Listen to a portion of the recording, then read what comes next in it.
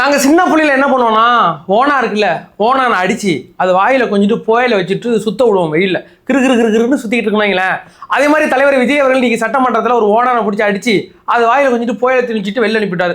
அந்த ஓனம் கிருன்னு வெளில வந்து சுற்றி என்ன பண்ணுறது தெரியாமல் இந்த அடி அடிச்சு விட்டாங்களான்னு ஒரு ட்வீட் ஒன்று போட்டிருக்காப்புல. அந்த ட்வீட்டில் அந்த உதயநிதின்ற அந்த ஓனா என்ன ட்வீட்டு போட்டிருக்காப்புலன்னா, அதாவது தலைவர் விஜய் அவர்கள் ஒரு குட்டி ஸ்டோரி ஒன்று சொல்லி தராங்களா, அப்பாவை காணும் அப்படி அப்பாவை காணும்னு கேட்டிருந்தாப்புல. இல்லை ஆள் டென்ஷன் ஆகிட்டாப்புல, ட்ரிகர் ஆகிட்டாப்புல.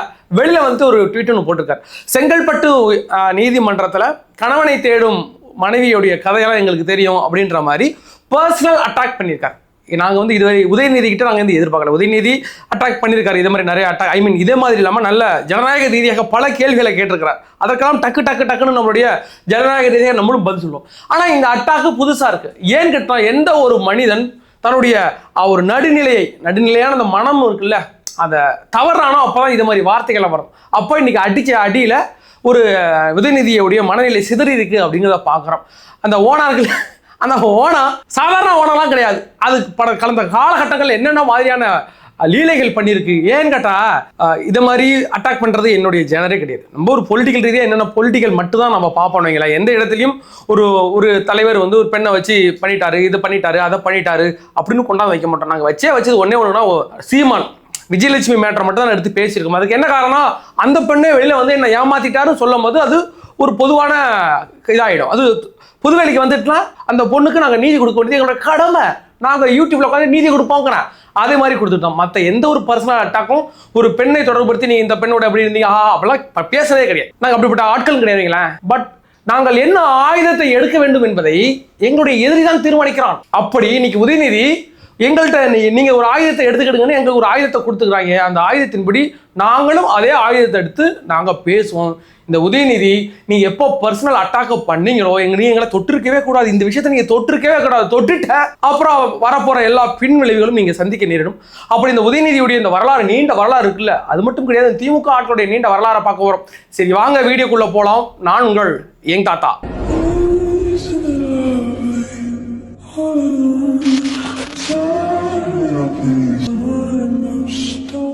நம்மளோட வீடியோக்களை பாருங்க, நம்ம சேனலை சப்ஸ்கிரைப் பண்ணி வச்சுக்கிடுங்க, லைக் பண்ணுங்க, ஷேர் பண்ணுங்க, உங்களோட மேன்மையான கருத்துக்களை கமெண்ட் செக்ஷன்ல பதிவிடுங்க. அதாவது தலைவர் விஜய் அவர்கள் சட்டமன்றத்தில் நீங்க பார்ட்டி ஃபண்ட் வாங்கியிருக்கீங்க சொன்ன உடனே காலில் வெண்ணி ஊத்துற மாதிரி எப்படி துளி குதிச்சிங்க. நீங்களா யோக்கியனா?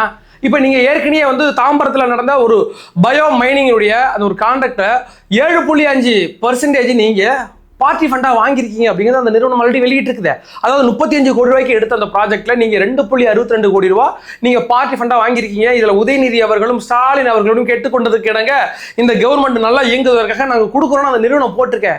நான் கொடுத்தாச்சா? நீங்க கேட்ட எவிடன்ஸ் இதானே, நான் தான் கொடுத்துட்டேனே. இதே இடத்துல நான் அப்படி கேட்டு யாராச்சும் கொடுத்துருந்தாங்களேன், முருங்கை மரத்துல வாழை நார் இருக்கு பாருங்க, அதுல மாட்டிட்டு தொங்கி இருப்பேன். யோக்கிய மாதிரி பேசுறாங்க. இவங்களுடைய கதையை எப்படி வச்சுக்கல. சரி, நமக்கு இந்த மேட்டர் முக்கியம் கிடையாது. நமக்கு முக்கியமான இன்னொரு விஷயம் இருக்கு. உதயநிதி கொடுத்த என்னோட அறிக்கையில அதாவது செங்கல்பட்டு நீதிமன்றத்துல கணவனை தேடும் மனைவியுடைய அந்த ஸ்டோரி எங்களுக்கு தெரியும் சொல்லியிருக்காரு. உங்களுக்கு அந்த ஸ்டோரி மட்டும் தான் தெரியும், எங்களுக்கு வேற ஸ்டோரியெல்லாம் தெரியுமே. அந்த ஸ்டோரி சொல்றேன், கேட்குறீங்களா? அதாவது திமுகவுடைய வரலாறு முழுக்க இவங்க எப்படிப்பட்டவங்க அப்படிங்கிறத நீ தேவையில்லாம தொட்டுட்டீங்க பாஸ். அதனால உங்க அப்பனோட அப்பன்னு ஒரு பெரிய வரலாறு இருக்கு. அந்த வரலாறு நாங்கள் வெளியில கொண்டு வர வேண்டிய சுச்சுவேஷன் நீங்க தான் ஏற்படுத்திட்டீங்கன்னா அப்படியாக பார்ப்போம். கருணாநிதி அவர்கள் இருக்கிறார்ல, கருணாநிதி அவர்களுக்கு வந்து மொத்தம் 3 பொண்டாட்டி இருக்கிறீங்களா? இருக்கிறது 3 மட்டும் தான் தெரியும். ஒரு 8 பொண்டாட்டி அவர் கட்டினார் அப்படிங்கிறது உங்க உள்ள எல்லாருக்கும். ஒரு 8 பெண்களுடன் வாழ்ந்தவர் தான். எங்களாலெல்லாம் ஒரு பொண்டாட்டி வச்சு வாழ முடியல. அது என்னன்னா தங்கம் வாங்கி கொடுங்குது, பவுன் வாங்கி கொடுங்குது, கழுத்துல கீர்த்தி சுரேஷ் நயன்தாரெல்லாம் கல்யாணம் பண்ணிட்டு மஞ்சள் தாலி போட்டுட்டு போகுது. நம்ம வீட்டு பொம்பளை தரம்லாம் கேட்குது, எனக்கு தாலி செயின் வாங்கி கொடுங்க கேட்குது. 6 பவுன் 7 பவுன். அந்த மனுஷன் 8 பொண்டாட்டி கட்டி சோறு போட்டுக்கிறா அப்படின்னா சாதாரண விஷயம் கிடையாது. இதுக்குன்னே ஒரு தனி பட்ஜெட் போட்டுக்கணும். தமிழ்நாடு அரசுல நம்ம 8 பொண்டாட்டிக்கு சோறு கொடுப்பதற்காக இத்தனை கோடி ரூபாய் ஒதுக்கிக்கணும், நீங்க கொடுத்துருக்கணும். அவ்வளோ ஒரு லாங் டிராவல்னு வச்சுங்களேன். அது அஃபிஷியலா 3 1948 பத்மாவதி அவங்க இறந்து போறாங்க. அவங்களுக்கு ஒரே ஒரு பையன் தான் மூக்கா முத்து. அந்த மூக்கா முத்து அந்த பிள்ளைன்னு நடிச்சவர்னு சொன்னாலே அது. அதற்கு பிறகு 2வது ஒரு திருமணம் செய்கிறாங்க. அவங்க தான் தயாளு அம்மாளுக்கு மூக்கா அழகிரி, மூக்கா தமிழரசன், அதுக்கு பிறகு மூக்கா ஸ்டாலின் அவர்கள். இப்படியாக இந்த குழந்தைகள்லாம் பிறக்குது. இதுல பாத்தீங்கன்னா நம்மளுடைய கனிமொழி இருக்கிறாங்கல்ல, கனிமொழி எப்போ பிறந்தாங்க, யாருக்கு பிறந்தாங்க அப்படின்னு ராஜாத்தி அம்மாள். இதெல்லாம் திருட்டுத்தனமா ஒரு பொண்ணை வந்து மேடை பேச்சுக்கெல்லாம் போவாப்பில்ல. அப்போ கருணாநிதி என்னன்னா ஒரு பொண்ணை பார்த்து லவ் பண்ணிட்டாப்ல, அதுதான் ராஜாத்தி அம்மாள். திருமணம்லாம் ஆகலை, குழந்தைய பிறந்துட்டு வைங்களேன். 1968 அந்த அம்மா பிறந்துச்சு. யாரு? கனிமொழி அம்மா பிறக்கிறாங்கன்னு வச்சுங்களேன். அப்போது யாருக்குமே தெரியாது. அதுக்கு பிறகு அவர் முதலமைச்சர் ஆயிடுறாரு. முதலமைச்சர் ஆனது பிறகு ஒரு வருஷமா அந்த குழந்தைய ஒழிச்சு வச்சிருந்தாரு, பொண்டாட்டியை ஒழிச்சு வச்சிருந்தாரு. அப்போ காங்கிரஸ்ல உள்ள எதிர்கட்சி தலைவராக காங்கிரஸ் இருந்தாங்க. அவங்க கேட்டாங்க, யாரு ராஜாத்தி அம்மாள்? ராஜாத்தி அம்மாள் என்றால் யாரு? நீங்க ஏற்கனவே அந்த டெலிவரியான அந்த ஹாஸ்பிட்டல்ல ராஜாத்தி அம்மாள் தகப்பனார் மு கருணாநிதி இருக்கே அப்படின்னு கேட்டாங்க.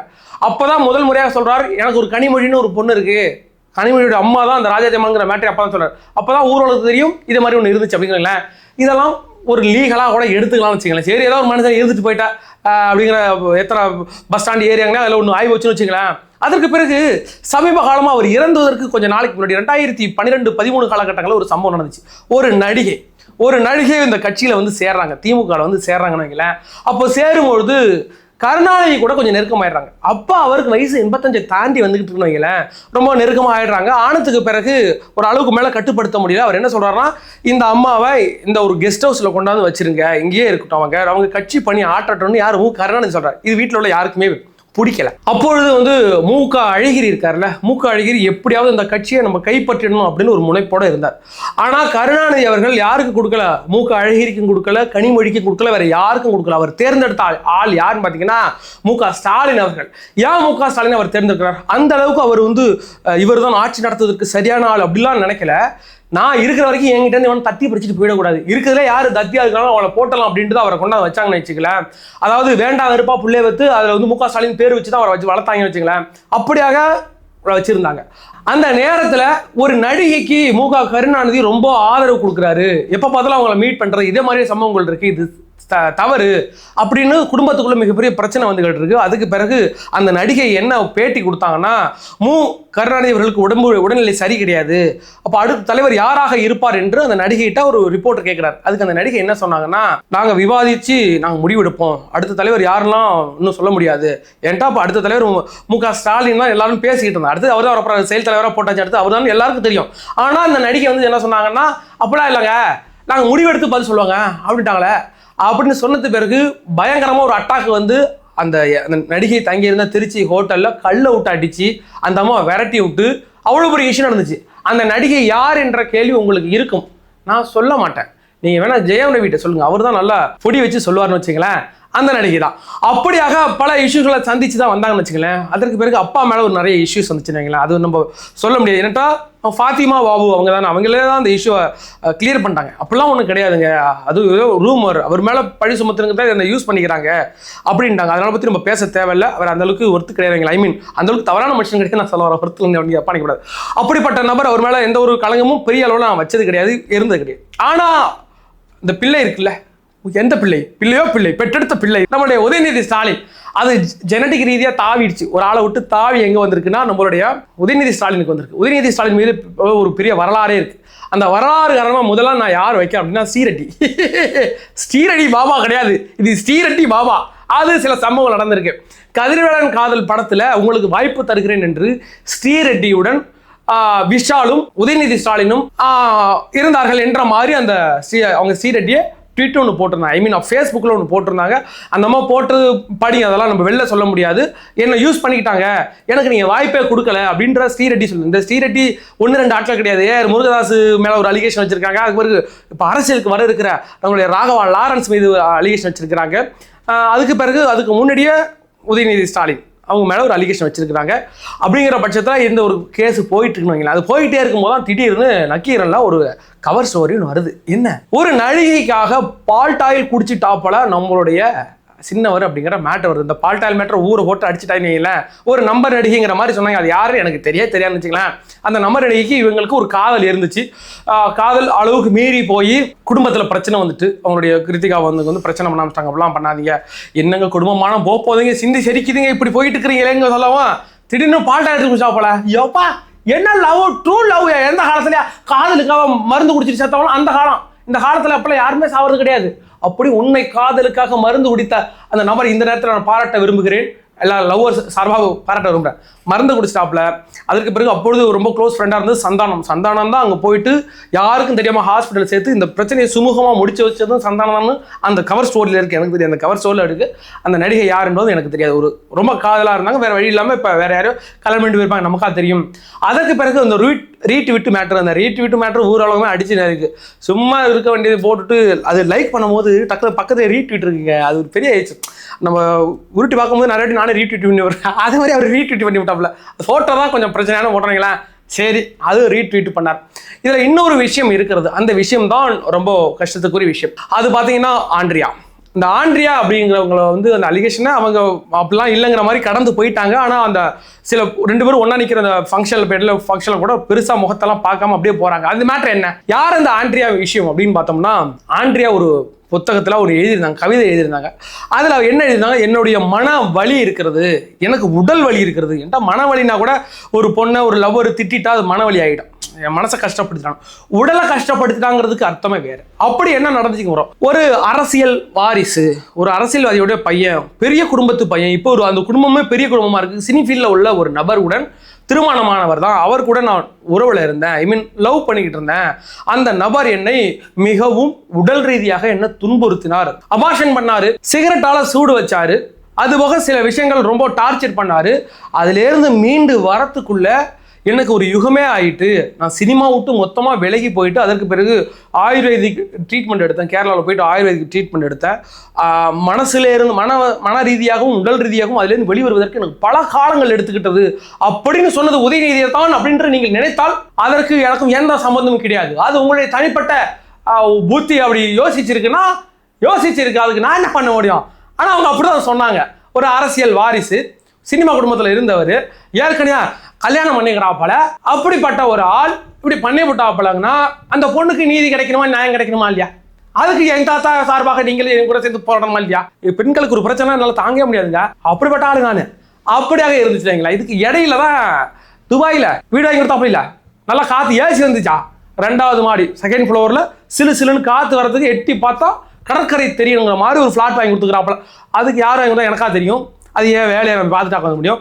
யாரோ ஒரு ஆளுக்கு வாங்கி கொடுத்துருக்காப்புல, கார் நல்லா ஓட்டுங்கிறதுனால சென்னையில் கார் ரேஸ் வச்சுக்கிறாப்புல. இந்த தூய அன்பு எங்கெங்க கிடைக்கும்? தான் ஒரு பொண்ணு மேலே ஒரு லவ்வாக இருக்கிறோன்னு வைங்களேன், பிஸ்கட் வாங்கி கொடுப்பீங்களா, டேரி மில்க் வாங்கி கொடுப்பீங்க, ரோசாப்பூ வாங்கி கொடுப்பீங்க. என் ஆளு கார் ரேஸ் விட்டுக்கிறாப்புலையா, சென்னை போ ஒட்டுமொத்த தமிழ்நாடும் பார்க்கணும் கார் ரேஸில். கடைசியில் அந்த பொண்ணை கார் ரேஸில் அது ஓட்ட விடாம பண்ணிவிட்டாங்க. எல்லாரும் சவுக்கு சங்கர் தான், உங்களுக்கு தேவையில்ல சவுக்கு சங்கர் போட்டு பொழக்கணும்யா. அந்த அம்மா கார் ரேஸுக்கெல்லாம் அவர் ரெடி ஆயிடுச்சு. சவுக்கு சங்கர் முதல் நாள் ஒரு வீடியோ போட்டாப்புல, இந்த கார் ரேஸ் வைக்கிறது காரணமே அந்த யார் பெத்த ராஜோ அப்படிங்கிற மாதிரி போட்டுட்டாப்புல. அதுக்கு வேறு வழி இல்லாமல் ஊர் சிரிக்க ஆரம்பிச்சிட்டு அப்புறம் நிப்பாட்டிட்டாப்புல. அதற்கு பிறகு நிறைய ட்வீட்டெல்லாம் போடுறாங்க. அவங்க இந்த அரசை எதிர்த்து அரசை எதிர்த்து இந்த நிறைய ட்வீட்டு போட்டாங்க அப்படிங்கிறதெல்லாம் பார்க்குறோம். அது ஒரு காதல் அன்பு, அவ்வளோதான். யார் பெத்த ராஜோ அப்படிங்கிற மாதிரி நிவேதமான அந்த வாழ்க்கையில் வாழ்ந்து கொண்டிருந்த அந்த பெண்ணை இவர் லவ் பண்ணாரு. 2 பேரும் ஒன்றா ஒரு இன்டர்வியூ 2 பேரும் இன்டர்வியூ கொடுத்துருவாங்களேன். புருஷன் முன்னாடி கூட அவ்வளோ இணக்கமாக அங்கே எவ்வளோ ரொம்ப பாசமாக இருப்பாருங்க. அவங்களுக்கு தெரிய மாட்டேங்குங்க அந்த பாசத்துக்கு. ரொம்ப கேஷுவலாக நடப்பாருங்க, ரொம்ப கேரியாக நடந்துக்குவாருங்க. இந்த கேரிங் மண்ணாங்கட்டியை அவர் பொண்டாட்டிகிட்ட காமிச்சிருந்தா நல்லா இருந்திருக்கும். என்ன கேரிங்க மண்ணாங்கட்டி கேரிங்களா நடந்து போச்சு. இப்படியாக இவரோட வாழ்க்கையை நோண்டி பார்த்தோம்னா ஸ்ரீரெட்டி, அதுக்கு பிறகு அது எது துபாய் குறுக்கு சந்தில் ஒரு வீடு வாங்கி கொடுத்தாப்புல, அதுக்கு பிறகு ஆண்ட்ரியா மேலே ஒரு இஷ்யூ, அந்த ஒரு இஷ்யூ ஓடிக்கிட்டு இருக்கு. பால்டாயில் குடித்த கதை ஒன்று, இப்படிலாம் ஓடிக்கிட்டு இருக்கும்போது வந்துச்சு பாருங்க. அடுத்த தலைமுறையில் முதல் தலைமுறைன்ட்டு இன்பன் ஏதோ ஒரு பொண்ணை பிடிச்சி கேஸ் அடிச்சுட்டாப்புலன்ட்டு அதை போட்டு அடிச்சுக்கிட்டு இருந்தாங்க. அதுக்கு இது உதயநிதியுடைய மனைவியை விளக்கம் கொடுத்தாங்க. அது ஒரு ஏஜ்டு பர்சன், அவர் அடல்ட்டு. அந்த பையன், என்னுடைய பையனுக்கு அவருடைய எல்லா உரிமையும் இருக்கிறது. என் பையன் யாரோ ஒரு முத்தம் கொடுத்துட்டாங்கன்னா அது ஒரு காதல் அன்பு தானே. திமுகவில் யாருக்கு முத்தம் கொடுத்தாலும் அன்பு தாயா, அது உங்களுக்கு புரிய மாட்டேங்குது. இதுதான் திமுகலேருந்து வரணுங்கிறது. எல்லாம் நேரம் டிவிக்கில் ஜாயின் பண்ணால் அப்படிதான். திமுகவில் இருந்து பாருங்க கொஞ்ச காலத்துக்கு எல்லாருக்கும். அதாவது கனிமொழி அவர்கள் பங்கேற்ற ஒரு கூட்டத்தில் ஒரு பெண் காவலருடைய இடுப்பை கிள்ளிட்டாங்க. சபரா நினைக்க வேண்டாம், சீண்டல் நடந்துச்சு. யாரு பங்கேற்றதுல? கனிமொழி அவர்கள் பங்கேற்ற கூட்டத்திலேயே. அந்த அளவுக்கு ஒழுக்கமா இருப்பாங்க, நல்ல மனிதர்கள் உள்ளது. ஏற்கனவே குஷ்பு அவர்களை பிடிச்சி இடுப்பு கிள்ளி விட்டாங்கன்னா இடுப்பு கிள்ளி திமுக என்ற அந்த திமுகவுக்கு பேரே இருக்கிறது. அது ஒரு புனிதமான கட்சி. ஹரஹர மகாதேவிக்கு தான் அங்கே நடக்கும். அந்த கதையெல்லாம் கேட்டால் அப்படிதான் இருக்கும். அப்பே மொவே பாட்டை வரலாறு பெரிய பெரிய வரலாறு இருக்கு. திமுகவுக்கு அப்படிப்பட்ட வரலாறு இருக்குங்களா? இந்த வரலாறு வச்சுக்கிட்டவங்க தான் இன்னைக்கு என்ன பர்சனல் அட்டாக் பண்ணியிருக்காங்க இந்த விஷயத்த. நாங்கள் இப்படிலாம் சும்மா ஓட்ட மாட்டோம் ராஜா, தேவையில்லாத விஷயத்த இதெல்லாம் இப்படிப்பட்டலாம் பேசவே மாட்டோம். இதெல்லாம் அவங்க குடும்ப சம்பந்தமான விஷயங்கள், அவங்க ஏற்கனவே தனிப்பட்ட நான்லாம் யோக்கியலாம், நீங்கள் யோக்கியலாம், எவனும் யோக்கியம் கிடையாது அப்படின்ற பார்வை தான் எனக்கு எப்பயுமே இருக்கும். இந்த உலகத்தில் வாய்ப்பு கிடைக்காத வரைக்கும் எல்லாரும் யோக்கியம், வாய்ப்பு கிடைச்சா எல்லாம் தப்பு பண்ற அளவுக்கான மென்டாலிட்டி உள்ள பர்சன்ஸ் தான் இந்த உலகத்தில் உள்ள எல்லாரும். அப்படிங்கும்போது பர்சனல் அட்டாக் பத்தி பேசாதீங்க. பொலிட்டிக்கல்ல பர்சனல் மேட்டர் எடுத்து வச்சு பேசுறீங்களா? நாங்கள் எடுத்து வச்சு பேசுறதுக்கு நிறையா இருக்கு. எல்லா விஷயத்தையும் எடுத்து வச்சு பேசுவோம். அதெல்லாம் நாங்கள் விரும்புறதே கிடையாது. தேவையில்லாம நீங்க ஒரு லைட்டா சீண்டா நாங்கள் எந்த அளவுக்கு ஃபோர்ஸ் அடிப்போங்கிறத நீங்க தெரிஞ்சுக்கணும். ஜனநாயக ரீதியா நீங்க உங்களுடைய கேள்விகளை வைங்க. ஜனநாயக ரீதியா நாங்களும் அதுக்கான பதில்களை தருவதற்கு நாங்கள் தயாராக இருக்கிறோம். எங்களை தவறான வழியில் நீங்கள் வழி நடத்தி விடார்கள். எங்களை வழி நடத்துவது யாருன்னு கேட்டா திமுக. நீ என்ன ஆயுதத்தை எடுக்கிறியோ அதே ஆயுதத்தை வச்சு நான் உன்னை அடிக்க முடியும். இப்பொழுது சொல்லுகிறேன், அதாவது தலைவர் விஜய் அவர்கள் மீது தேவையில்லாத அபாண்டமான பழி சுமத்தினீங்களாலோ இல்லைன்னா தேவையில்லாத பர்சனல் அட்டாக்லாம் நீங்க பண்ணினீங்களாலோ நாங்கள் பாரபட்சம் பார்க்காமல் பொழந்தெடுப்போம் அப்படிங்கிறத மறுபடியும் ஒரு முறை சொல்றோம்.